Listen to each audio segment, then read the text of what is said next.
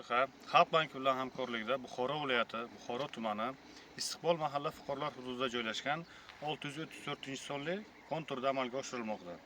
Bugungi kunda ushbu maydonga qovun ekilgan bo'lib,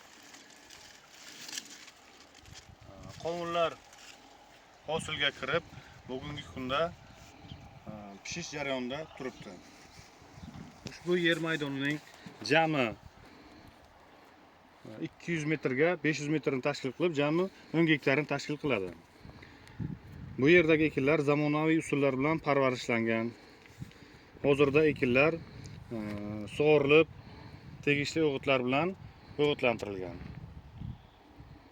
Yetishtirishning umumiy 70 kunni tashkil qilib, hozirda ushbu hosilning pishish jarayoni kutilmoqda.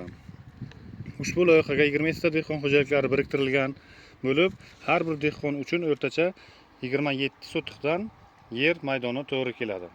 Loyihani samarali amalga oshirish maqsadida lider tadbirkor sifatida Muqimbobo zamini fermer xo'jaligi biriktirib qo'yilgan.